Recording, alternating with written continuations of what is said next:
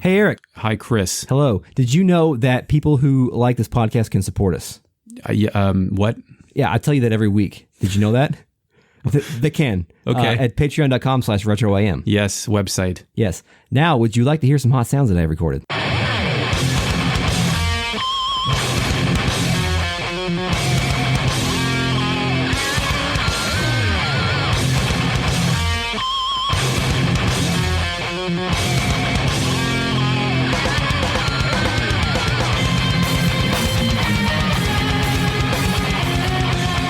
Welcome to Retrograde Amnesia, a comprehensive podcast series about Xenogears where we talk about every single thing we can find to talk about as it relates to this extremely beloved JRPG classic.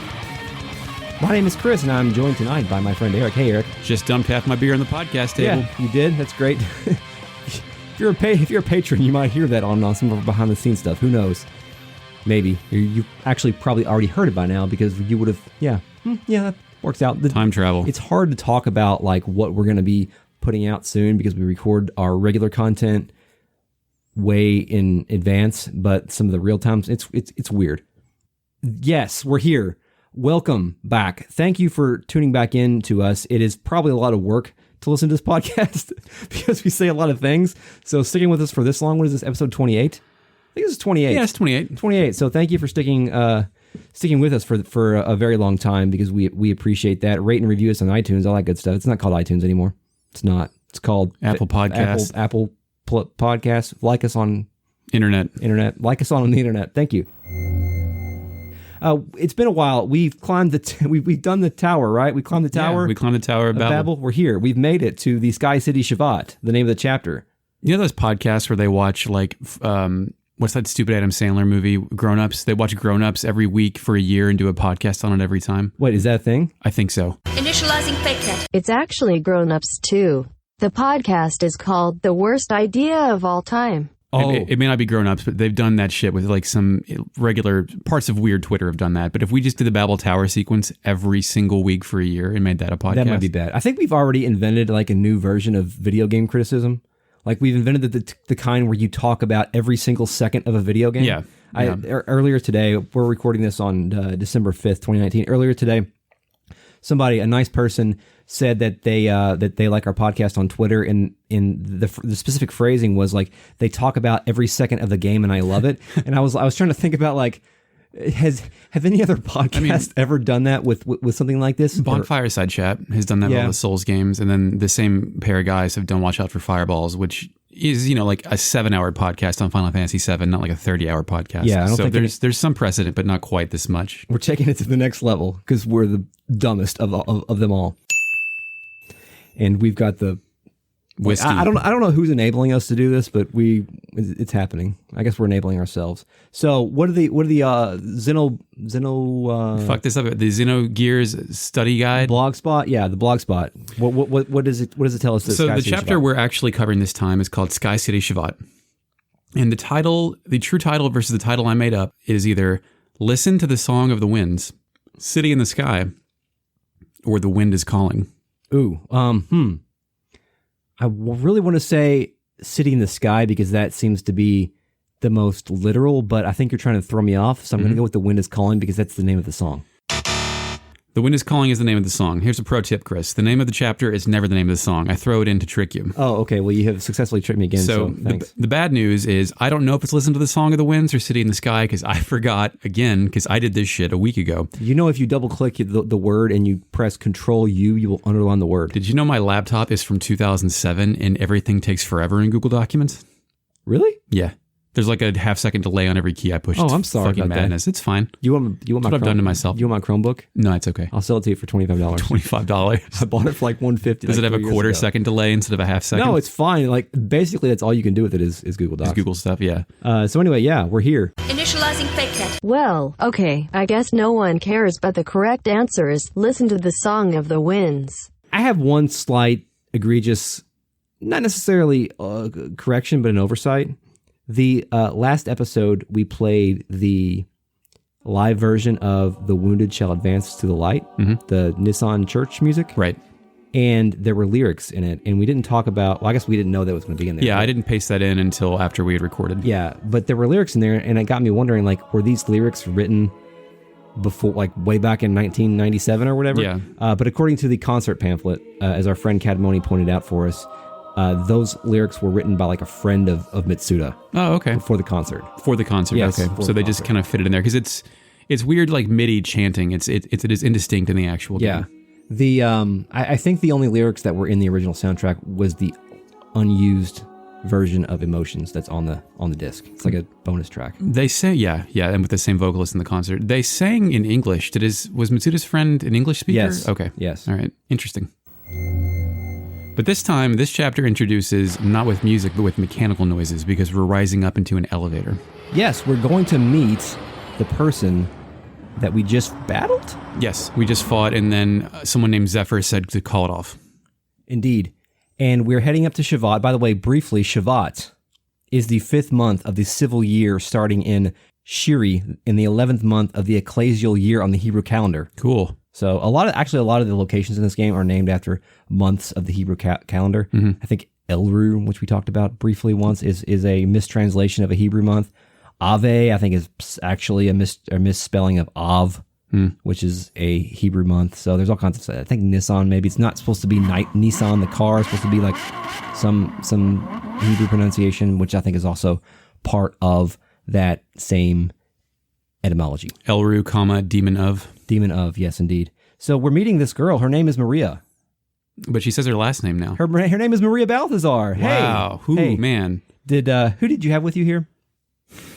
Billy, Ellie, Faye. Okay, so I had Bart with me, and Bart was like, "Hey, the crazy old man playing with gears underneath Ave." That's right, because he was there. Yeah, Bart was there. So Bart actually remembered that the last name of old man Bal, who we talked to, who got some nice little lore dumps and foreshadowing from way back when. She actually references our battle with Bal. She says that Calamity was a prototype that Bal made and that Bal is her grandfather. Yes.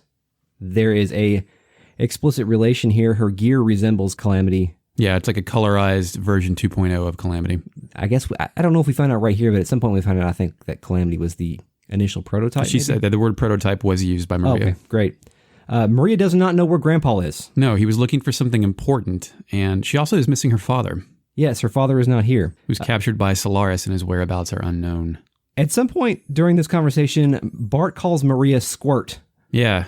And she gets mad about it. She's like 3'5". Yeah, I guess so. She's what, supposed to be 15? Did anybody? I think she's 13. 13. An NPC tells us later in Shevat that she's 13 years old. Did any of your characters insult her that you had with her? Did Ellie or Billy insult her? Because Bart did. No. What did Bart say? He kept calling her Squirt, and she got mad about it. He did it twice.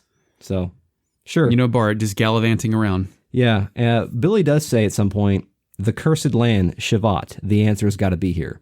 And Billy has not been unprogrammed from the fact that that the ethos was demonizing Shevat, sort of like the early Christians, like were demonized Jews and pagans. Right. Like that's what the ethos was doing to the members of Shevat. So he's going to have to take some time to break. I mean, his organization has been wrong about everything so far. So hopefully painting Shevat in a different light shouldn't be too much work for him. Yes. And I think you mentioned this, but Maria says that Queen Zephyr is waiting for us. Yes.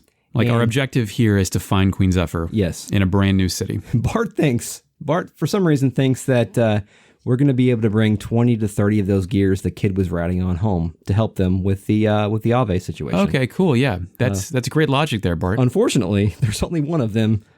Maybe another one later on down the road that is similar. But we learn later that like the full resources of Shevat go into servicing that one gear too. Yeah. So they've got to do that. A little bit off, Bart. The music's playing now. Yes, it is a brand new track. Best track in the game. Shevat, The Wind is Calling.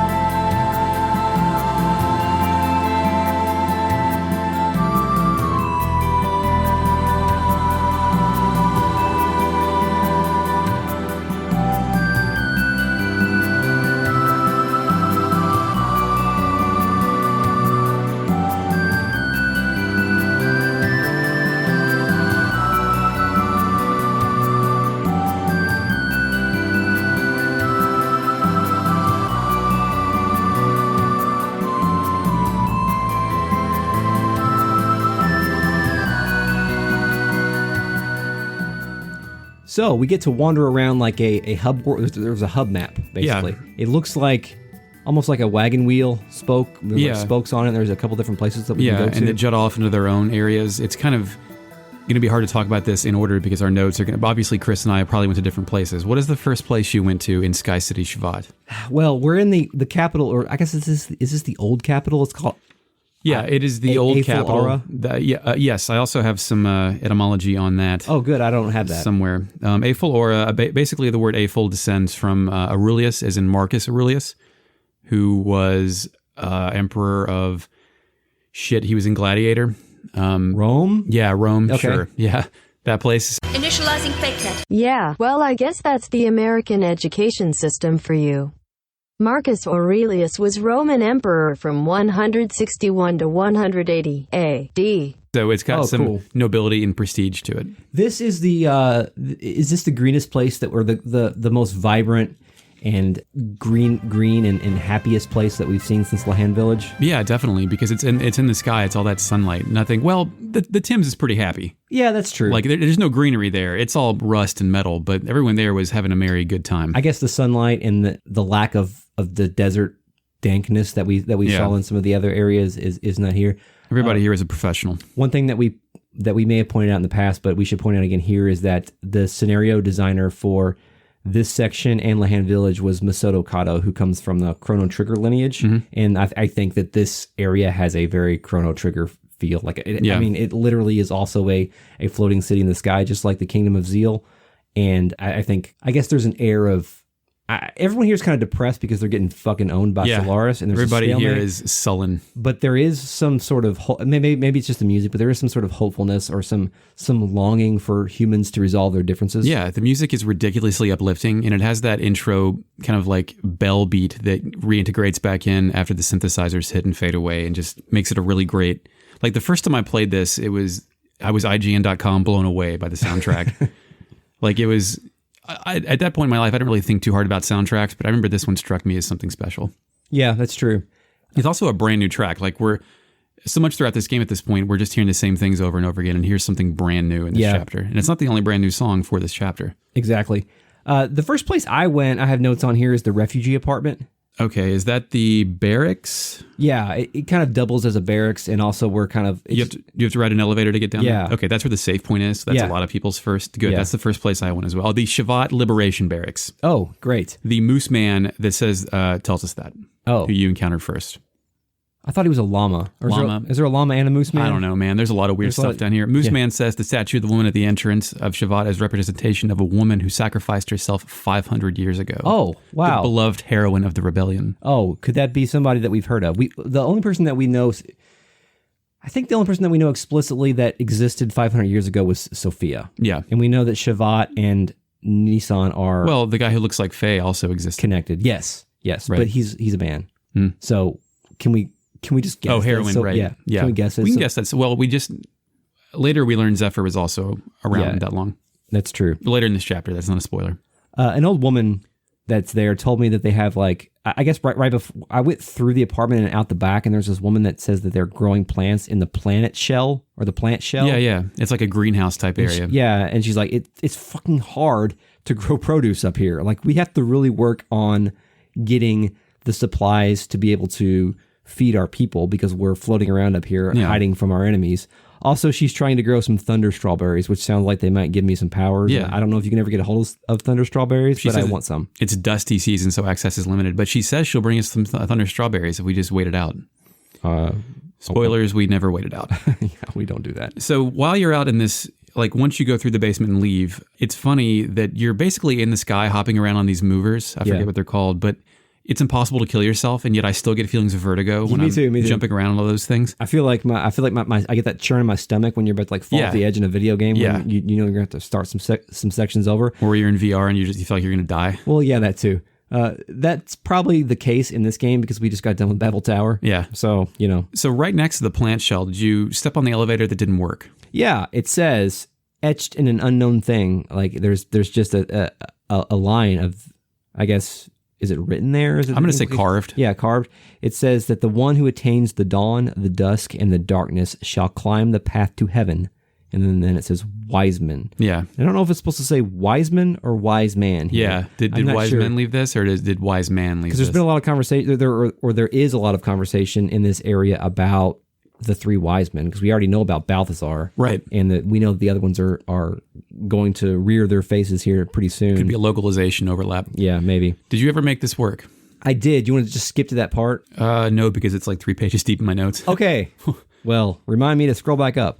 Let's go ahead and do it then. I've got actually the list. So you can go around Shevat and get... It's basically, this is supposed to prompt you to find 3 stones that are around here. And there's also someone you meet somewhere who like references there is an old apartment of like one of the sages who left and abandoned it. Yes. There's basically 3 different things that you need to do to get these 3 stones.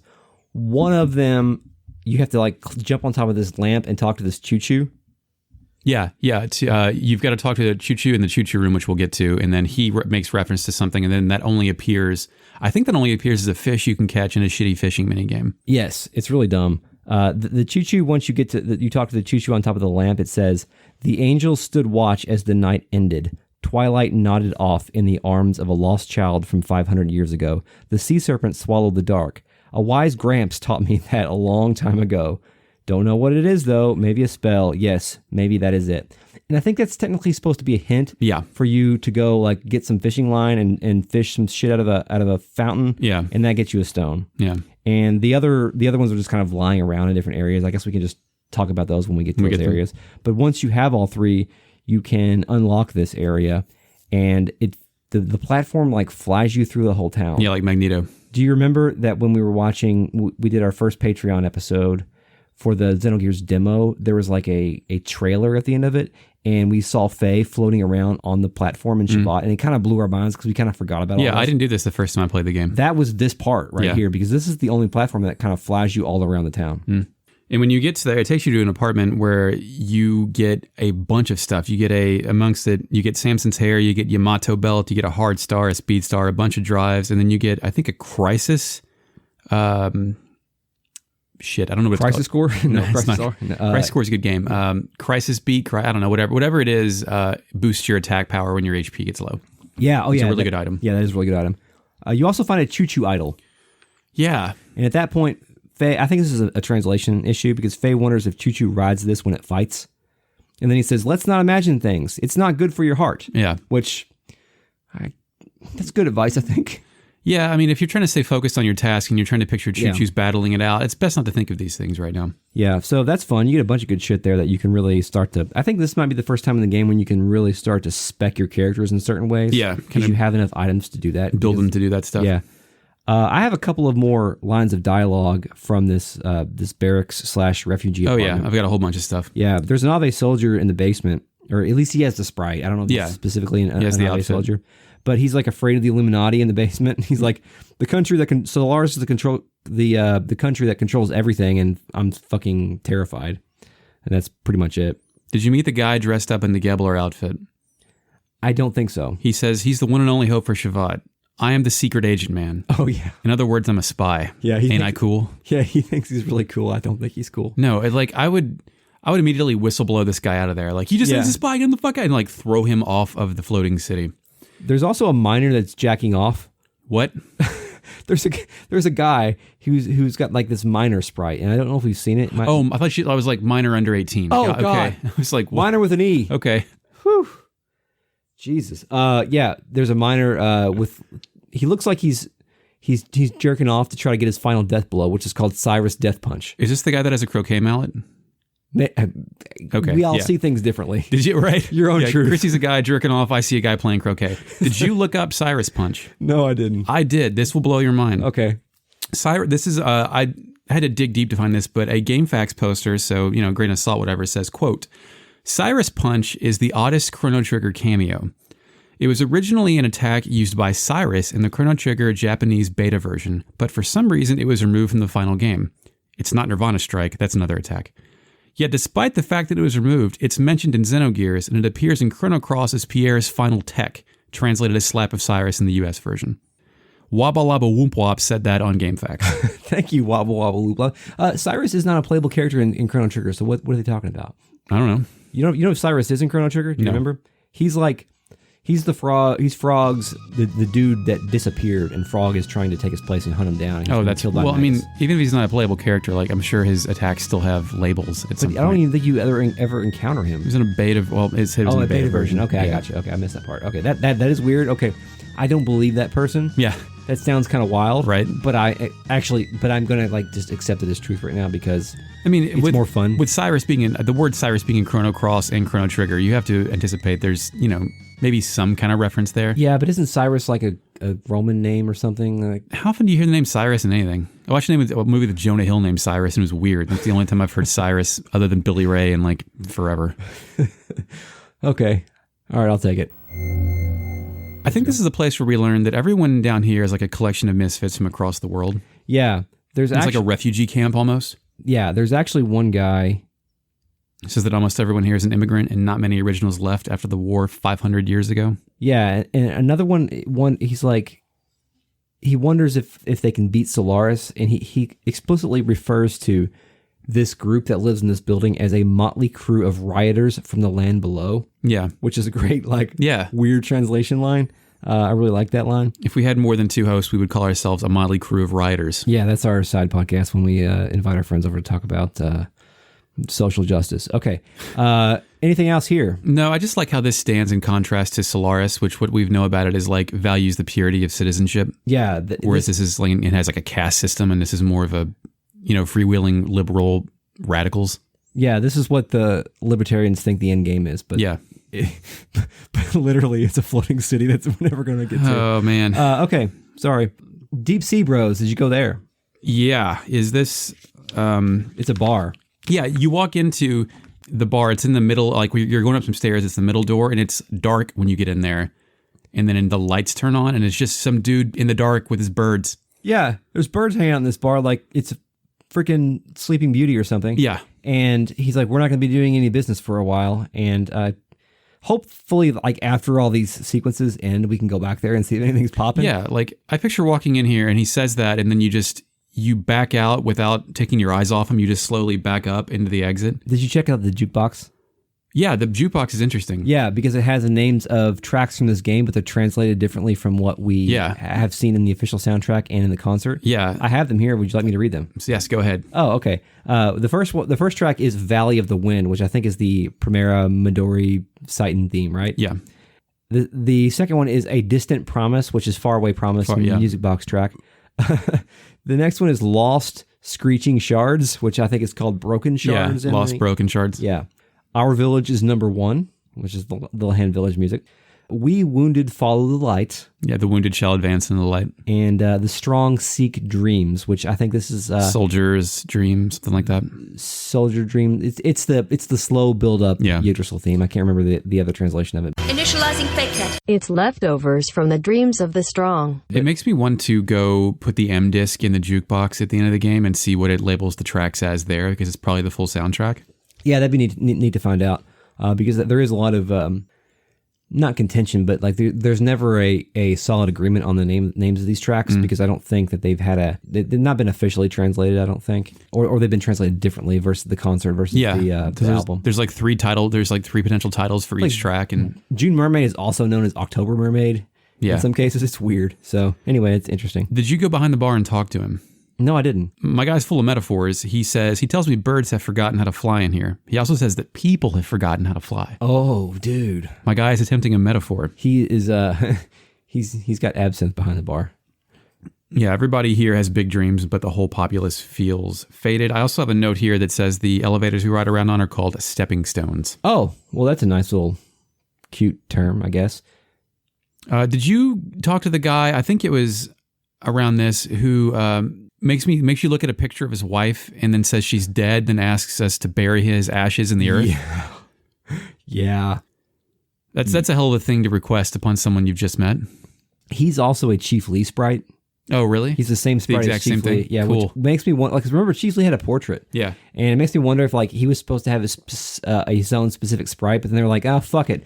We only used that guy in like one chapter. Yeah. Let's make him look like these Shevat people. So that makes me wonder if Chief Lee is from Shevat or if that's just a coincidence. Yeah, we'll have to keep our eye out for more Timothy analysis around here as well. Yeah, that's true. Someone else, I think my next note is building off to the side after the columns, which is where that guy is. It's the room you go in, and then there's an elevator that takes you to another room below it. Yeah, that's like where the gear shop is, right? There's a gear shop? Yeah. I bought gears from like a Chu-Chu later on. There is yeah, you can do that later. I think they put that in there because this is easy to miss. If you go downstairs, there's some people there's like papers and like maps and blueprints just like fucking laying. It's like it's a real junky room. It's like a really well designed space for something that's incredibly incidental. Yeah. But they're like we can't fucking do anything anymore. Like we just don't have the resources to really build up our army. But here, like we're proud of our work. If you want to upgrade your shit, here you go. So. Oh, wow. I thought I talked to everybody. There's a guy, the only other note I have there is a guy says, Queen Zephyr does not age. Yes. Somebody else says something about, maybe in the same house, about how like Queen Zephyr has seen a lot of shit in 500 years. Yeah. Which, you know, if I was alive for 500 years, I probably would have seen a lot of shit too. Oh my God. Do this podcast every 200 years. So before we go to it's funny, there's a house you're supposed to go to advance the story. And I went there and then left because I didn't hit the rocking horse. The same thing happened to me. Okay. Well, wait, do you have your initial observations separated from the story observations? No, I just merged them all together. We'll do all that at the end, I guess. Okay. My next room is the Chu-Chu room. Yeah. Real quick before we go to the Chu-Chu room, there's an old guy on the roof. Did you talk to him? What's he say? There's an old guy on the roof of one of these buildings, and he like, when you talk to him, it's one of those scenes where the camera pans to like the clouds. Oh yeah, where you get this like wistful sort of. He speaks almost exactly like the citizens of like the Kingdom of Zeal and Chrono Trigger do, where he like wonders why humans hate each other, and he wonders if we're repeating the same mistake as 500 years ago. Everyone lives under the same blue sky. Will there ever be any relief from the pain of losing what was precious to us? When will it be the day we can understand all this loneliness and sorrow is for? We may be repeating the same mistakes we made 500 years ago. It's a real deep thought that is not really that deep at all and is saying nothing. Yeah. You know what I mean? Yeah, it's just someone trying to like sound poetic about something, but a lot of this stuff you find in like sports motivational quotes. Yeah. Stuff like that where you're just repeating some simple truth that is supposed to motivate the youth, but if you think about it, you're like, what? Do you think we're reading it like that because we're like old and cynical? Yes, absolutely. Okay. That would have inspired me, and I would have thought it was brilliant when I was a kid. I probably did.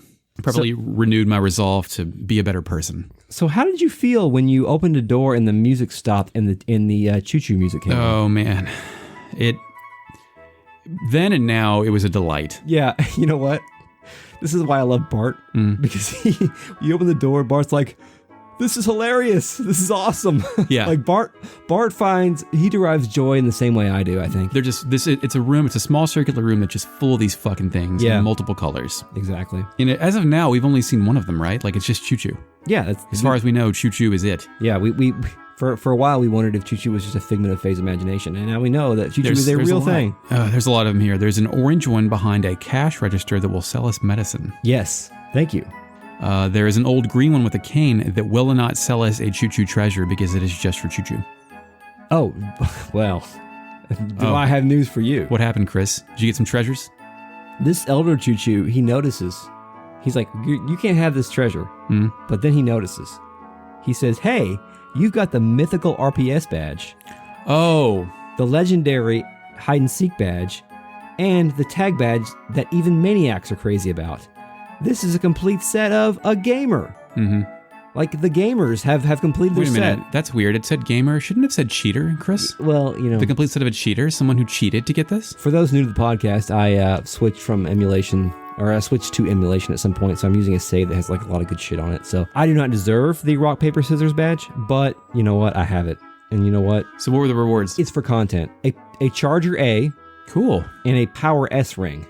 What's that do? I didn't write it down. Great. Can we please consult the fake net? Sure. Initializing fake net. The Power Ring yes boosts attack by 5 points. Sorry to create more work for you, fake net. I am not alive, and yet I can never die. I spend every day of this existence staring into an abyss, the depths of which you are incapable of imagining. Yeah, so what else do you have here, Eric? There is a blue one that heard everyone on the land is scary and asked if it's true. If you're real with him, as I was, he gives you an Aquasol S and DX. Same. I think at some point someone else referenced that like people down there eat Chu-Chus. Yeah, there was somebody that talks about how like the Chu-Chus were fleeing during the war. Yeah. And the Solarians ate the ones that didn't get away. Yeah, dude. Savages. What's next? Eating people? Yeah. So there's a green one that says there's a secret room of the Sage of Shevat somewhere in this town. Spoilers, we already went there. But it's this game trying its damnedest to give you a side quest without there being really the invention of side quests yet. Like, there's no quest log in this game. That shit wasn't invented for like 10 years. Yeah, there's no way to figure this out unless you're just extremely thorough. There is a pink one that says, I smell like soil and trees, and then says the Chu-Chu tribe used to live in the woods. Yeah, they did. They sure did. Did you talk to the Chu-Chu that does not believe that God will save them? Oh, no. That's fucking dark. Yeah. Because there's two, like, enthusiastic Chu-Chus on the bottom floor, but on the top floor, someone's like, those fucking guys, they don't get this, that God will not save us. I mean, you have to think they're like, despite being warriors of a tribe that have been excommunicated from the land, they're still like a relatively, it's like if your cat came, well, no, cats are assassins, it's a bad metaphor. It's like if a big dumb dog came to life and was just happy all the time. Yeah, that's true. Let's see, the green one talks about Solarians eating them, and then a sleeping green one in a corner has rods, armor, and ammo. It's funny they had ammo because I ran out with Billy at some point. Oh, nice. Like, it wouldn't let me use my triangle attack anymore because I was out of ammunition. Oh, wow. Because I never thought about it. So the Chu-Chu that tells you the tradition of the Chu-Chu tribe, like the entire sort of history of them, I have like those exact quotes and they're kind of hilarious. Would you like me to read them? Absolutely. Long ago, the Chu-Chu tribe had a great big guardian god who could step over huge mountains in one step. The wondrous Mambo god, yes he was. The Chu-Chu tribe and the wondrous Mambo god lived happily together in perfect peace. Yes we did. A dreamy, sweet existence. But one day, a huge red fireball rained down from the sky and blew away our guardian god as he was asleep. Blam, kablam, boom. But don't worry, the great big guardian god became a star in the sky. He protects the Chu-Chu tribe. Yes, he does. He's doing a really bad job. That's all that's left. Yeah, I mean, fucking, like, I think we found out later they've been genetically modified too, so, like, it's not we going also well. found out later this room's covered in cum. Yeah. So. Foreshadowing. Okay, is that all you have for Chu-Chu room? Yeah, this is the room actually where you take the lift down to that fountain. Yes, and as soon as you get in the fountain room, it plays Singing of the Gentle Wind. Yes, it does. It's weird. There's well, there's some old people reminiscing down there, right? Yeah, it's like kind of an abandoned area of Shevat. It's just like a kind of a lonely looking place. There's a guy down there who misses his wife. The lady in the balcony will sell you spider web, which is fishing line, for 50G. And if you break that shit, you got to go buy some more. Did you break that shit? No. I broke that shit twice. Oh. Which is weird because there's no mechanic. It's just like a coin flip whether it catches the fish or not. You can try to... It's funny, you buy a line, but you don't buy bait. No. It's like, Faye, have you gone fishing? No. Ever? Remember, he tried to fish with his hands that one time. Yeah, that's right. He's making progress, actually. That seems like so long ago. Yeah. Eventually, the fish looks like an angelfish. It's a big orange, pixely, weird, non-animating sprite. Let's see. Whoever lived here hated humans and wanted to live with the Chu-Chus. So the only thing else I have left here for wandering the city was I like left the world map and I found one of the Dawn Rock on the spoke of the world map. Mm-hmm. Oh, yeah, you have to leave the world map to get that. Yeah. I found one note I overlooked. At the top of the elevator we used to get to the save point, the man told us the city is called Alpha Oral, which we referenced, but that it used to be the capital of Shevat, an independent liberal country that fought against Solaris, a place that turns yesterday's tears into tomorrow's smiles. Oh, wow. That sounds kind of like something that would be on like the computer voice when you go into like Tomorrowland at Disney World. Oh, yeah. I was going to say the Marquis of a Dentist, but that's actually better. That works better, yeah. So then we can go to that house. At some point, there's a guy that asks you if, like, are you leaving? And if you say no, I'm waiting for Maria. You're like, well, Maria used to hang out in this house over here. And he points at a house that's kind of near where the guy who wanted you to spread his ashes. Yeah, it's a little bit off to the side from that. And you take a stepping stone down there, and you go in this house, and it's like this abandoned house. There's a rag doll on the table, and if you get it, you find the third stone. Yeah, there. One of the stones will be there. That's the Dusk Stone, actually. And then you go upstairs, and there's a rocking horse and a hole in the wall. And Faye says they were killed by Solaris. Thanks, Faye. Yeah, thank you. And there's also wind noises in there. Did you? Yeah. The place is bombed out. It looks like an apartment that was just rocked and nobody ever came back to. Did you speak with the wardrobe? Yeah, it's really good. It says a child's memory from long ago, but nobody could take that away. And I feel like this is like a more depressing version of the Intertron from Chrono Trigger. It's like the "but you're still hungry" moment, but it's about a fucking dead child. Yeah. It's scary. It's sad. Way worse. Yeah, it's way worse. And there's no mechanical benefit from it other than just like making the player sad. Yeah. Billy lamented the innocence of the people who were killed. Yeah, and you you referenced this earlier, but you don't actually progress the story unless you bump into the rocking horse. Yeah, you have to interact with the rocking horse, and then it plays Tears of the Stars, Hearts of the People. And everybody gets, like, I think I had Bart with me, and Bart was like, fuck. Oh, like, he got real sad when he bumped into the horse just because, like, it created a real moment for him, or at least for the whole party, that, like, people used to live here, and you can clearly tell that the walls are all bombed out, and shit's been bad. It's egregious oversight and correction. I had Sidon with me, not Ellie. Oh, okay. Which Billy and Sidon wonder why someone would do this, and then Maria enters. Did Bart have any dialogue down there?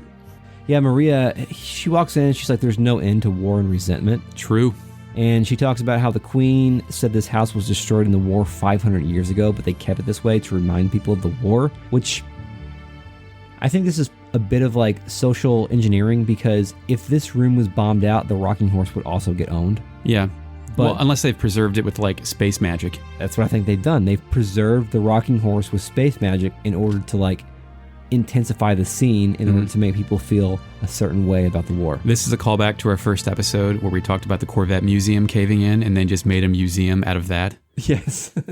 So it's pretty much the exact same thing minus the war implications. Stalactite Cave, this house, same thing. Yeah. Maria leaves and says she will meet us at the palace, and Bart calls her a disagreeable squirt. Which, if you follow us on Twitter, I made a bad joke about that line.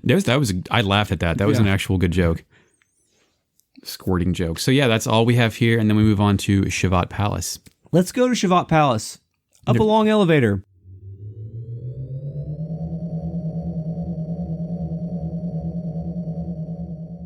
So yeah, we're going to Shevat Palace. We're going up a long elevator. I love the elevator. This game has great elevators. A lot of elevators. We should rank the elevators one time, because I like this one because you get the lower angle and you're watching the thing go up, and it's real cool looking. I don't know if they did this just to like present scale, or if they did the Mass Effect thing where you're in elevators forever to load the fucking level. I don't think that they could do that at this point. The PlayStation had 2 megabytes of RAM, so you're probably correct. The only game they did that in Symphony of the Night. Oh yeah, those hallways. Yeah, those are also in Bloodstained. But that was a 2D game. So yeah, well, I don't know. Who knows? A lot of music. I don't know anything about video games. Development of video games. I know a lot about Xenogears. Oh yeah, we're learning. Maria wants us to follow her down a long hallway to get to the Queen, but fuck that. We gotta go talk to some people. I almost beeline in there, but there's a lot. There's as much stuff here as there is in Shevat, honestly. This is basically like, this whole area is the Perfect Works before the Perfect Works was available. Yeah, like this has all the lore. Yeah, it references stuff that I had previously remembered from Perfect Works. Like there's a lot of deep cut knowledge in here. Yeah. So there's a couple different sections we can go to. Should we just like pick a section and talk about it? Yeah, go ahead. Well, before I got to any section, the first person did you encounter the orange Chu-Chu? Yeah, go ahead. They said a lone Chu-Chu was stolen by a wise man. Yeah. Which, I mean, that's very obviously that's our Chu-Chu. Yeah. And, but it's just weird. Does that mean, because remember Margie said that she found it in like the marketplace or something? Yeah. So, well, did you think Wise Man pawned it for scratch? For some monster things? He was there at the tournament, so like, I mean, Wiseman can kind of be anywhere he wants to be, it seems like. Maybe he wanted us to have it and put it where Margie, made it seem organic, like he planted it because he knew Margie would pick it up and take it back to us. Wiseman has a scenario, and the only scenario is like letting us escape from id and us having Chu-Chu for a moment that we will talk about later, I guess. Those are his core objectives, and inspiring us to use magic to beat the battle tournament, Rico. Yeah, sure. Whatever. Yeah, fucking. By the way, Rico's in this game. Yeah. So the first place I went to was the library. Yes, library is also the first place I went to. There's a guy outside that's like, there's a lot of books in here, but don't worry about asking for help because all those bitches in there, it's their jobs. Yeah, librarians. Dewey Decimal System. He's talking bad about librarians, and I respect librarians. I do too. They helped me a lot when I was younger. Yeah, thank you, librarians. Thanks, Miss Herbert. Sure. So there's a lot of lore here, man. There's a lot. Go ahead. The first guy I talked to said the war of 500 years ago. He referenced that and then something called the Diabolos collapse. Yes. Something about like the rest of their comrades, like after the Diabolos collapse, he and his comrades secluded themselves on Shevat, and at that point they were still at the tip of Babel Tower. Yeah, that's where Shevat used to be mounted. A lady on the inner circle mentions the same thing. She says Diabolos, which has an O in it. It could be Diabolos, it could be Diabolos. She says Diabolos, the sudden appearance of the mysterious army put a full stop to the battle between humans 500 years ago. Those angels of death, utterly unrivaled with no fear or mercy, their only intention was to eradicate all life on this planet. Even Solaris' finest gear battalions were mere flies to them. people thought it was the end of the world. So there was a war between Solaris and Shevat, which I think we can kind of knew already. Yeah. But then it's a third party. A third party show, like aliens came and just owned everybody, I guess. The Diablos Corps, which had apparently way better resources and personnel and numbers to just dominate everything and kind of even the status quo. Wow. Did you talk to the lady in the center of the room that talked about the Men in Black memory erasure device? No, maybe yes. Go ahead. She said that everyone on the surface dwellers had their memory erased and have no idea that Solaris ruins and runs everything. Which kind of answers our question from earlier. Is like, do people regular just out there know about Shevat and Solaris despite seeing flying saucers all the time? Yeah. You know what, man? In our world, people see flying saucers all the time, man. It's all the same thing, man. They don't want you to know. They swamp gas. There's one guy that kind of knows about it, and he has a radio show that comes on at 3 a.m. Yeah. Oh, geez.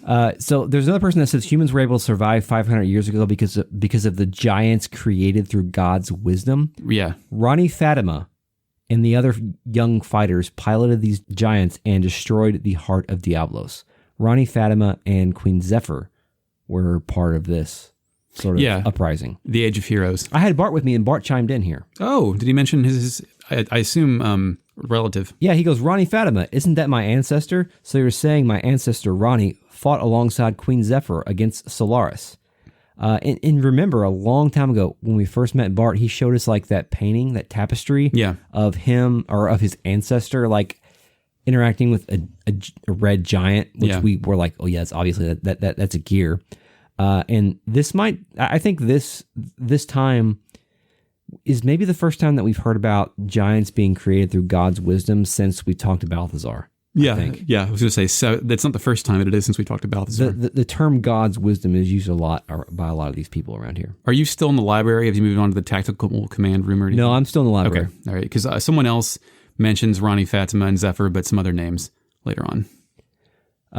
So we also learn in this room in the library that giants that fought to save humanity from this Diablos collapse or whatever were called Omnigears, and one of them is the treasure of the Ave Kingdom. We know that the treasure of the Ave Kingdom is the Fatima Jasper from way back when. By the way, Fatima Jasper is a thing that still a plot element. Has not been resolved yet. This is not like Billy's subplot, which is going to be resolved in 5 minutes. Yeah. This is like this is a long con here. Planted those seeds earlier. Another person talks about how at one point Solaris and its Gazel ministry was made up of 12 elders that dominated the world with military might that they have presently. Yes. They don't have 12 members right now, do they? No, they have 8. They have 8 because those TVs that have gone out. Right. Do you remember, I want to point this out because our friend Captain Money pointed this out to me a long time ago, but do you remember when Faye had a dream in the forest? Yes. And he was seeing a young Fae boy being comforted by like an Ellie-like woman. Mm-hmm. And there were like 12 walking sort of husks in the background. There were 12 of them specifically. Yeah. We didn't point that out originally because we didn't know the significance of it, but that was brought to light by one of our listeners that there are 12 of those. So, yeah, well, weird, strange. Huh? Yeah, I just wanted to make a quick callback because if you're playing this game for the first time, you're not going to remember that shit because it was a long time ago and a lot of things have happened since then. From there, I moved on to the tactical command room. Same here. Again, we hear about the Gazel ministry. Yeah. Oh, they seek 12 anima relics created by God's wisdom. Yeah, so is this the first time that we've heard that the anima relics were created by God's wisdom? I think so, but I don't know if that's actually true or some kind of localization. We've heard about anima, we've heard about animus, we've seen these terms floating around. Yeah, they're not the same. Anima and animus are two separate things. Yes, and this is the first time I think that we're hearing that there are 12 of them and that they are something that is divine. Yeah, the ministry is seeking them and is like kind of... When they figure out we're in Shevat in the last episode, they're like, let them have that one. An anima relic plus a gear produces an omni gear. Yes. Is that the formula here I'm supposed to derive? That's the same guy. So basically it is a way that inevitably we're going to use to upgrade our gears. Yeah. Because what else could that mean? Much later we learned something, but I think it's better to point it out here in this conversation that we learned that the wells were created through experiments specifically done to try to create a person who can sync with an anima relic. Weird. So we knew that humans were being turned into wells via experimentation, but we didn't know to what ends. And now we know to what ends, is that it's all ultimately to like complete this anima relic equation, so to speak. Yeah, it's in order to get a better sync ratio. Subjects may be suitable synchronization or else a transformation, or the transformation will not occur to the Omnigear. So basically, I guess you've got to have a gear pilot, an anima relic, and a gear, and that will create these legendary giant robot things. Do you have anyone else here with any other comments? There's a Chu-Chu that's like, well, I don't know if this shit's going to work, but I've said too much. Oh boy. Okay. And yeah, that's it. I before I kind of moved on to the lab, I talked to a guy in the hallway. Well, I have one more lady that kind of, it echoes something said in the library where she said the Omnigears were the only things able to hold off the Diablos collapse from 500 years ago. Yeah. So that is how we fought back against the third party, I think. Balthazar talked about the Omnigears too, didn't he? I don't know. I don't remember. Because remember, like, Bart was like, I wonder if our gears are the Omnigears. Oh, yeah, that's right. But I don't remember if they specifically used the term Omnigear, if they were just talking about, like, the gears of legend or whatever. Initializing fake net. I checked the script for you. Old Man Ball did indeed mention Omnigears. Yeah, so en route to the next place, there's a guy in the hallway that says Balthazar has advised Maria to not leave Shevat under any circumstances because he's afraid that she would just go try to own Solaris by herself. Yeah. Because she wants her father back. Her big gear. And a woman with him says that Maria is considered to be like the guardian angel of Shevat. Yeah. Because she's so fucking badass, and also she's 13 years old. Right. Young girls piloting robots are always badass. So out of the main hall, my next room, I just have room at the end of the hall, parentheses, lab. Yeah. Okay. There's a lab. This is where we learn about the limiters. Yeah. Here we go. Which, here's more lore that we've never heard anything about. The lady says Solaris has installed limiters on the lamb's consciousness, so they would never be able to revolt. That sounds like something from something. And so the government keeps you in check, man. Yeah. You only use 10% of your brain.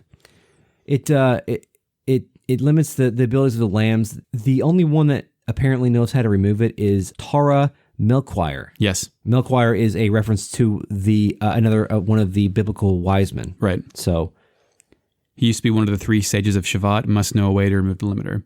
Did you talk to the man who stated Solaris' 3 core objectives? I don't think so. Lubrication, communication, trust. Oh. No. Solaris' 3 core objectives are genetic engineering, crossbreeding, and mind control. Oh, yeah. Okay. That lines up with what we know from here. Billy is taken aback by this and says the ethos is supervising the land dwellers like domestic animals. Oh, wow. Okay, yeah. I remember I came back and talked to this person later, and I had Ellie and Rico with me, and they were just as like aghast by this, but nothing specific was said. Yeah, Billy cited the ethos specifically, so I think that is unique dialogue for Billy. Here's something that's kind of funny. Someone else talks about the 3 sages being Melchior? How do you pronounce that? Melchior? We'll go with Melchior. Melchior, Balthazar, and Gaspar, and none have been seen since the Great War. Yes. That's not true. People talk about Balthazar all the time. They do? Yeah, Maria said she's talked to Balthazar specifically and told her not to leave. Oh, yeah, that's true. And we saw him, but yeah. Everyone knows Balthazar. And then someone else says that Krellian was the mastermind behind the limiter. He was the lamb who learned molecular engineering from Melchior. Yes, he did. He learned that shit from them. He was the lamb originally. He was not born in Solaris. Which is interesting. Yes. Someone also, in reference to the 3 sages, talks about that they perhaps lost faith in humanity because of the tragedy in Nissan. Which I think we started to hear about that a little bit here, but to this point, we've never heard about whatever happened in Nissan. I think it involves some of the main players, though, who we've heard referenced. It involves whatever happened 500 years ago, I think. Yeah. Which I guess means the wise men are also like these life-extended humans, too. Yeah, they've had some life extension treatments with Tom Cruise. We know all about the nanomachine, son, so we're good. Do you have anything else for the lab? No. At this point, I think I went down the stairs. I talked to a guy right outside who talked about more about Ronnie Fatima and Queen Zephyr. Oh, yeah? All he said about, like, the only thing different, he says, is Krellian fought alongside Ronnie Fatima, Queen Zephyr, and Lacan against Solaris. Oh, yeah, I remember that now. So we had the main players against Solaris way back when were those 4, and probably Sophia was part of that too, right? So before Krellian did a heel turn. Yeah, those are the 5 major players, and they probably had something to do with the tragedy of Nissan, I think. Yeah. Based on what we know to this point. That's a fair assumption. And the next area I came to had like 3 doors all near each other. Yeah, there's a couple different rooms. Whew. Okay. So there's a lot. There's a lot here. The first lady I saw straight up called me son of Khan. Yeah.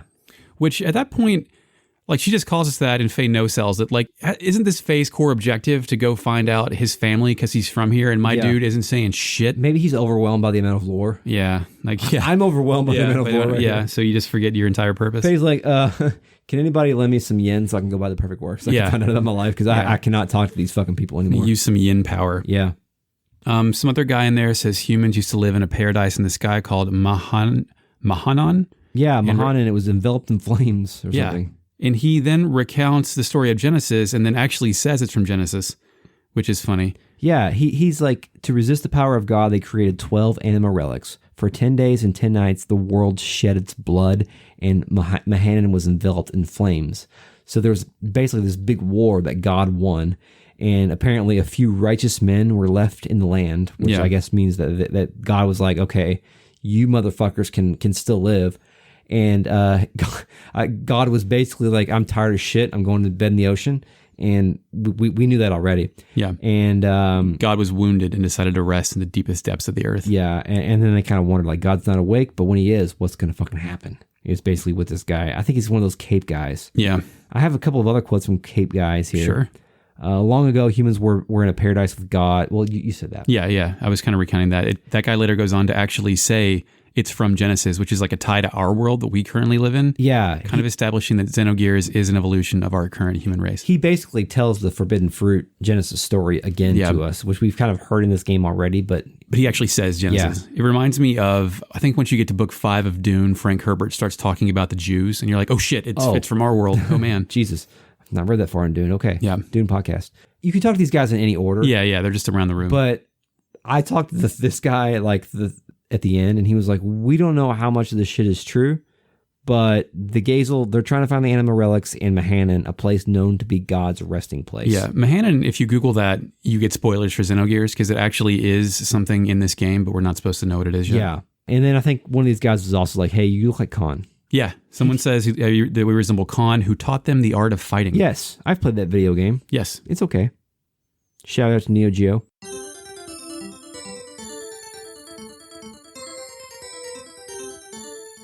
No one knows where Khan is after he left in the Queen's orders, by the way. Weird. Yeah, sure. Why not? Okay. I think somewhere along the line, too, we learned that Queen Zephyr cannot forgive herself for the tragedy at Nissan 500 years ago. Yeah, she actually kind of references her life extension and says it's punishment to live that long to carry the sorrow. She didn't know, apparently, that she was betraying her fellow members. I guess she accidentally betrayed Ronnie, etc. So I don't know. I don't know what, but it appears that someone accidentally ran a sacrifice play and somebody else maybe accidentally sanctioned it. Yeah, absolutely. So the next room is a bit of a fuck. Well, before we get to the next room, I talked to a Chu-Chu. Oh, okay. In the hallway. You're talking about the kitchen, right? Yeah. Okay. So right outside the kitchen, there's a Chu-Chu. And the Chu-Chu says something extremely interesting. Okay. The Chu-Chu says, you humans are truly unusual living beings. Truly or truly? Now I am a customer. I'm going to buy some Chuli's gum. Truly. Yeah. But, but he does say, aren't you? Okay. You are all like shattered fragments of a mirror, which I think we've heard that expression somewhere along the lines. The Xenogears script book, which is only released in Japanese, obviously, but it is called Thousands of Daggers, which is another way of thinking about shards of mirrors. Cutting weapons. We also see, like, when the battle sequences, the mirror breaks apart. So I think that's like I think it's there just as like it's a consistent motif. Yes, exactly. Thank you.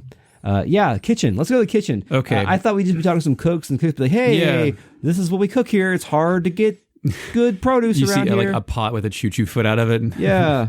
But no, guess what? It's Yui. Yui's here, Saiten's Uzuki, wife. Yeah. Yeah. How'd she get here? I don't know. She's been here the whole time.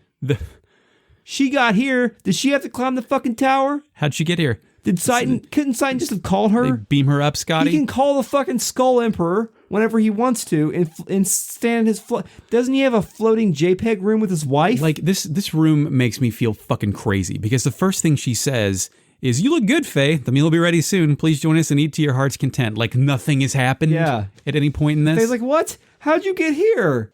She says, didn't I tell you before? I was born here. After you left the village, I decided to return to Shevat along with the survivors of this village. Welcome back. Where's Dan? Yeah, exactly. Where's Dan? So I had Sidon with me. Oh, okay. Did you have Sidon with you? No, So you've been estranged from your wife for, let's put it at 2 weeks. at least. I don't know. Maybe, let's put it at 6 months. How about that? Okay. With like the Nortune stuff probably lasting longer than it actually did. Sidon has one line of dialogue to his wife. That's it. You ready to hear it? Yeah. Oh, it's nice to be back. Thank you for your trouble. You know what's funny? But I didn't have Sidon with me, yeah, and I had Bart. you said that? Bart has more. Yeah. More than Sidon. Great. Bart has more to say to Sidon's wife than Sidon. Bart says, like, after she's talking to Faye for a second, Bart's like, excuse me, who's this lady? Yeah. And then Faye introduces him, and he's like, this is Sidon's? And then the text scrolling actually pauses for a second. Oh, okay. Yeah. Wife? Yeah. Wife? That's so good. It's like He's married? It's the best part of this fucking game. I think. Sidon's wife? Like, the best part of this game can only happen if you have Bart with you. And then Yui's like, aha, I take it. You're Bart, the orca of the desert, right? Oh, God. So they are in communication. And she says, I've heard a lot about you. Sidon does have a floating JPEG room with his wife. All right. Because he's been telling her about what's been going on. Because she knows who Bart is. She's heard a lot about him. I mean, anyone who is paying attention to the service probably knows about Bart, right? Shevat's got some information networks, too. They've been floating over the fucking desert. But Sidon, the implication is that Sidon knew how to contact Yui. Yeah. Yet still made us climb the fucking tower. Yeah. To get here. That's really good. He wanted us to, like, it's kind of the prosperity religion where other people have to suffer and you have to use your money to tell them that they're suffering. Yeah. Yeah. Yeah. Yeah. So then Midori's there, by the way. Yeah. Well, Yui just says, tells Faye not to worry. The survivors of the village understand now, and Faye should not feel guilty. Yeah. Don't worry about this. Except for Dan. I've explained everything, so that makes me. Yep. So we're good. Thank Thanks. you. Thank Have you. some dinner. Thank you, Yui Uzuki. We appreciate you. Midori's here. Yeah. She says ... But then she says Chu-Chu, my friend, and there's a Chu-Chu there that's with her, and Chu-Chu says Midori really talks a lot. It's amazing how much stuff you have to talk about. We can have a conversation without talking. Have you forgotten already? And this line is additional evidence of telepathic children. Yeah, childhood Zen comes back. Yes, this is explicitly, maybe not explicitly, but this maybe... It's pretty explicit. Yeah, I mean... They're a telepath. Yeah, it is explicit that Midori is a telepath. We've kind of wondered if Primera is one, because she's got this ability to kind of sense who's right and who's wrong. They have haunting eyes too, like really big, weird colored eyes. Yeah, and there would be no other reason for these two characters to really have portraits other than for us to like sense their importance. Yeah, like it's almost as if their DNA is splintered off from regular humans. Yeah, it's interesting. It's very interesting. Maybe this was like leading the or laying the foundation for like whatever was going to come after this game if a sequel. Yeah, that's a good point. Yeah, that'd be a good branching off spot. Like you can plant some seeds. There's a prison. Yeah, I went to the prison. Yeah, the prison's we got the drip noise. Yeah, drip. So we get another drip since like the sewers? Kislev sewers. Yeah. The drip. So we get our second Star Wars reference here. Yeah. Second? The lightsabers in the beginning. The opening movie. Oh, there's lightsabers in the opening movie? At some point, there's people floating outside when the ship starts exploding, and they have green lightsabers. Oh, okay. I think there's a lot more Star Wars references than that, but like explicitly, yes. Carbonite thing, the Carbonite freezing station or whatever, right? The Carbonite cage that petrifies humans alive. It was heinous. The person like hanging out in the prison tells us. Yeah, they can't. Star Wars, by the way, cannot let go of that. Yeah. Because I watched the first episode of that Mandalorian thing, and like it's Carbonite in there? Yeah, a lot. Yeah. I don't know. I have not seen that yet. It's whatever. Yeah. It is new as of this recording. I watched the first episode. I was happy it was less than an hour. Did you go to the machine room? Is it the bottom? Yeah, where a lady says that criminals used to be put to sleep here and then tells us to get out right now. Yeah? That's weird. What are they doing down here? Did you go to the very, very bottom? There's like a cage? Yeah, what does the lady down there say? The woman says that day, 500 years ago, that woman was definitely here. There was no other alternative but to be captive. We could have won, at the cost of many sacrifices, only if the traitor hadn't disappeared with the woman. The escaped woman freed the beast. The beast sucked human blood and ate their flesh and tore the world apart. I have absolutely no idea what this is. Don't follow the path of the traitor, drowning in hatred and love. Yeah. That's fucked up. Yeah, what is that? Well, my best guess is it relates earlier where Zephyr was talking about not knowing what her actions would end up doing, and perhaps someone had to appear to turn heel to really save them. Oh, okay. Like, that's kind of my guess about that. Yeah. Like, someone had to be sacrificed. Yeah. So, yeah. Like, someone had to make the tough decision to do the bad thing to save everyone. Yeah, that's dreadful. It's all dreadful. So can we finally follow Maria? Yeah, this is at this point. That's weird that we don't win the exact same path. That's strange. Yeah. Yeah, we can go to the palace room. The big door is up front. Hey, Wiseman's here. He's just chilling. He's just there. He's just hanging out. It's like, why the fuck is Wiseman here? Hey, was he? We've kind of heard about him a couple times. Yeah. Up to this point, but hey, he's here. What's up? I mean, I guess he's okay. I guess it didn't kill him. Yeah, he's fine. And no one really is like, hey, thanks for bailing us out back there. You know, thanks for helping us out when that fucking like red. I guess Faye wasn't necessarily there, so like he doesn't know. You just want to stop and go, what was that? Do you know what that was? Yeah. Does anybody? Did you kill him? Did he kill you? Is he around? We have to worry about this? Yeah. Can I have some elucidate the points here? Yeah. Not much happens though. No, he's just like, hey, what's up? So we go to the throne room, right? Yeah. Queen Zephyr's on the other side, and there's like two floating platforms and she's surrounded by this like curtain of like green lasers or something. Yeah, it's a blue force field. Yeah, it's bad throne room design because like, well, I mean, maybe it's good because if I need a platform to reach the person I'm talking to, I feel like maybe it's a bad design, but yeah. But also maybe it's a layer of protection. Who knows? As soon as the force field is pulled back, it plays "The Wounded Shall Advance into the Light." Yes, again, creating a parallel to Nissan. And Bart, I have Bart with me, by the way. Okay, what'd Bart say? Bart is rude, by the way, and he says, "Hey, it's time for this shit. It's a kid. She's a fucking kid." Oh, it's this little girl. Yeah, so I think we're supposed to read her as like a childlike empress, kind of like never-ending story kind of character. Good pull. She is 522 years old, but appears to be 22. Yes, not a child, Bart. Yeah, older than you are. Not a child. She's wearing how would you describe her attire? She's like completely covered, almost like in a traditional like Muslim kind of, but more decorative. Yeah, you know it's like it's a full garb, but more regal and kind of a little bit ornate. Yeah. Not exactly Spartan. She's 522 years old because of special life-extending treatments. Through vassals. What's a vassal? I mean, a vassal is usually somebody who like works for you, basically, or executes your will, but like... So is she just drinking blood of is she Peter Thielen this shit up? Is she the blood-drinking monster? She says we were required to continue living until that final day approaches because of one man. Yeah, this is atonement, her life sentence. For something from 500 years ago. I can only assume that one man is Krellian. Sure. I mean, just based on what we know at this point. Like, if he stays alive, they gotta stay alive to defeat him. Yeah. Or... something like that. Something. That's just my guess. She tells us that Wiseman is her spy. Yeah, he's been operating under her orders this whole time. Which I think we kind of knew. I mean, we knew that he was like he told us that he was a Shevat person alongside of Khan Feng. Well, yeah, but I just kind of hoped he was this independent agent, not tied to any organization, but he is under the will of this person. So she is now like a major player on our board. Yep. They've been fighting Solaris, and she wants our help because Wiseman said that we would be useful. Yes. So these... so how many of us are there? There's 6 of us, right? 6 plus Chu-Chu and Maria. So she asked for our help to help in freeing mankind from the grasp of Solaris. And at this point, we've toured around Shevat and people are beaten up. They don't have resources. Are you suspicious of her motivations here? Do you think she actually thinks we're important, or is they're just getting the shit kicked out of them? And like, these strangers show up, they have 6 gears with them, and they're all awesome. I don't know what I think, but I can tell you what Bart thinks. Okay. That's funny. Yeah. What does Bart have to say about all this Bart doesn't stuff? trust her. He says something is not right with this. Yeah. And he wonders if they're even any different than Solaris.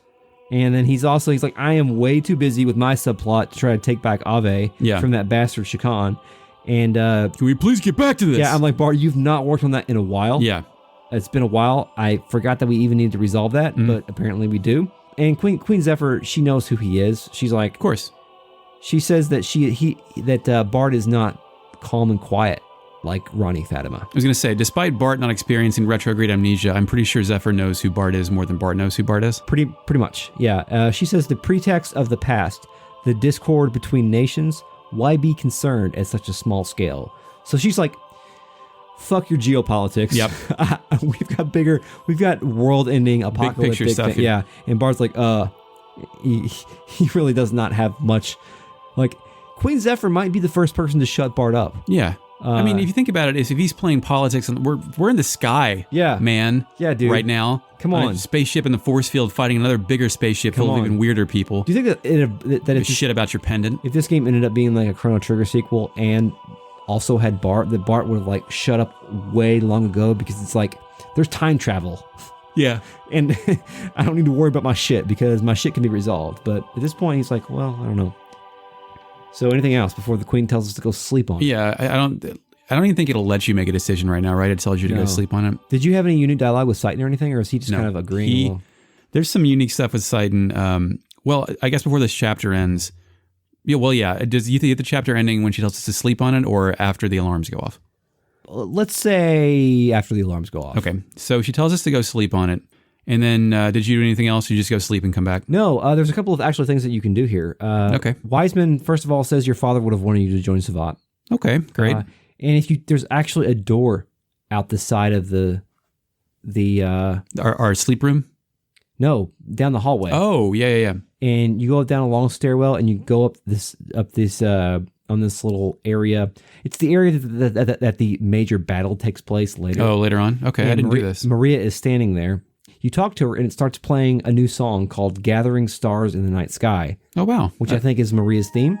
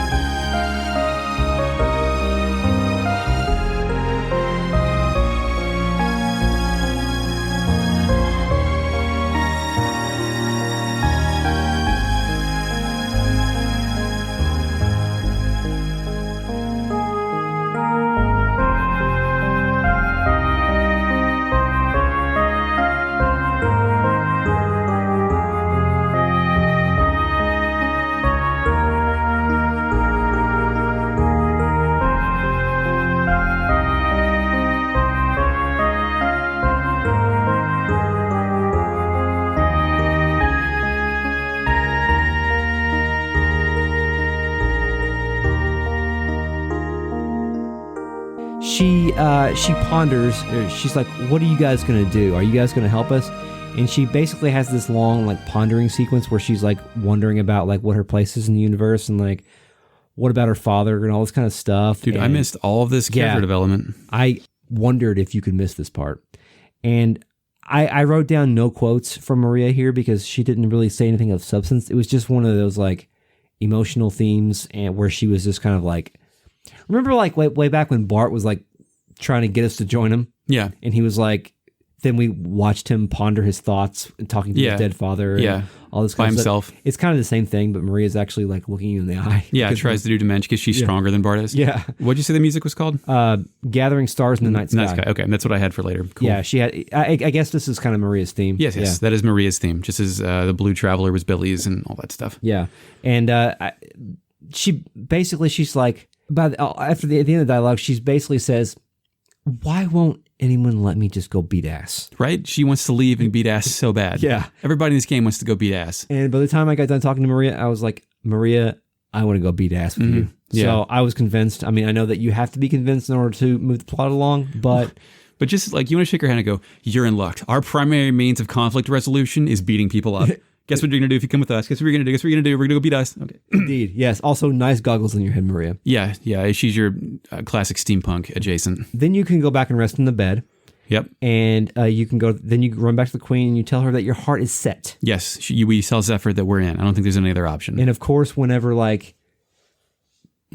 there's a moment of resolving this game, there has to be like an explosion or a something has to like advance your plans. Yes, Maria comes in and there's rumbling and Maria's like, an NPC is like, something dreadful has, and then there's apparently there's an intruder. In Hangar 17. In the dock area, yes, they have destroyed the gate. And we know shit is real here because Night of Fire begins to play. Yeah, and this is particularly important because it's the dock where Sibzen is stored. Yes, indeed. That is Maria's gear, and things are bad.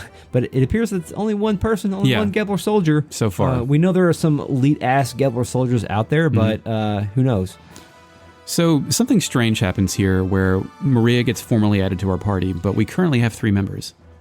Yes. Meaning you have to leave one behind. Yes. To guard Queen Zephyr. Yes. It is an interesting decision you have to make. Although it has no real play in the story, I still wanted to think about it. Who'd you leave behind? So Faye's prepared to go help because you have to take Faye. beat up Gebler because he's still ticked off at Gebler. Yeah, ticked off is the word he uses. Yes, which is an interesting word. It's really Faye, good. Thank you, Faye. I'm so ticked off. Oh, I'm so mad. Smack. Even though I've kicked their asses every single time I've ever met them, I'm still ticked off at them. I bet Faye does not use profanity. No, definitely not. So the Shevat random NPCs, like, one of us needs to stand behind and protect the queen because we suck. It's like, we're kind of shorthanded and you guys are awesome. Can you leave us? I have Bart and Billy with me. This seems like a job for Billy. Oh, to stay behind? Sure. He's got guns. Yeah, range attack. Yeah. I left Sidon behind, which is only funny if you realize Sidon's greater role in the story if he's protecting the Queen of Shevat. Yeah. You fucker. Yeah. Interesting. Yeah. So at this point, Maria joined the party, and I remember, like, when Maria joined the party, when I was first playing this game when I was a kid, I was like, what? Maria's in the party? Because in the instruction manual, you know how like the instruction manual shows all the characters? Yeah. All the first 6 characters, right. Basically. It does not show Maria and anybody else that we get later. So I was completely shocked that she joined my party at this point. When we were talking about replaying this game, I didn't remember who she was. Oh. I forgot that she was in our party, period. I remembered her gear because I used her gear a lot because her gear is really good, obviously. Yeah. But I didn't really remember much about her either. We'll talk more about her fighting styles in our next chapter. I do love Maria. I love her goggles. I love her hair. I just love everything about her. I love her spunk. I love how she just wants everybody to beat ass. Mm-hmm. And I think she's great. But that's it. That's the end. At that point, like, I think that's the natural transition to the next chapter. Intruder alert. Intruder alert. We're done here. So thank you for listening to the podcast today. Don't forget that after we get done talking here, we're going to do some outtakes. I don't like your tone, sir. Oh, you don't like my tone? You said thank you. I didn't like the you on that. It was like you're playing a JRPG and you had to be a... Oh, well, thank all of you, asshole. Subscribe to the podcast anywhere where podcasts are found. Support us on Patreon, patreon.com/retroam. Follow us on Twitter if you're not already. Or if you don't have Twitter, don't get it. It's fine. You don't have to get Twitter. It's fine. You can still listen to this podcast without Twitter. Thank you, Mark. Shepherd. We are not on Facebook, by the way. Email us questions and stuff, comments, whatever, retrograde amnesia at podcast@gmail.com, or comment on YouTube, or send us a message on Patreon, wherever you want. I don't care. Just talk to me. Just talk to me, Eric. Please talk to me. Please. Until next time. Yes, we will kill God! I think you're going to click. That's going to be... And now you may go back to sleep.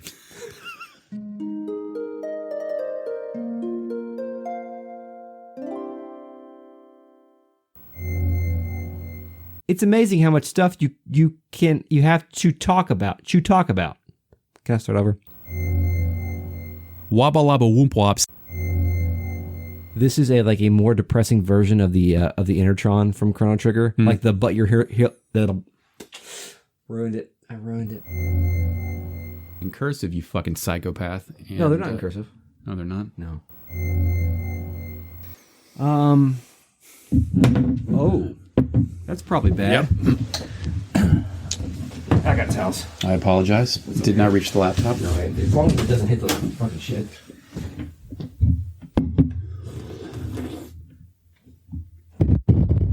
Are those cords wet? Give me a fucking just this part right here. Right. To give me a sippy cup because I'm an idiot. There's beer on your notes.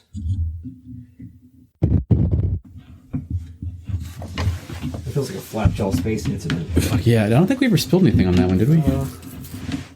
I'm pretty sure that I spilled something at some point.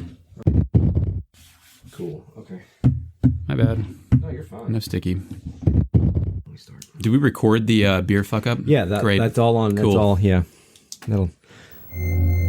And now the Retrograde Amnesia Theatre presents 3 minutes of Chris's first impressions with Xenoblade Chronicles 2. I've been playing Xenoblade 2, by the way. Oh yeah, what's your hottest take? Xenoblade Chronicles 2. My hottest take is that I wish that game came out when I was 17 years old. Mm-hmm. I really like it though. Mm-hmm. I really like to play that game. Have you gotten to the gacha system yet?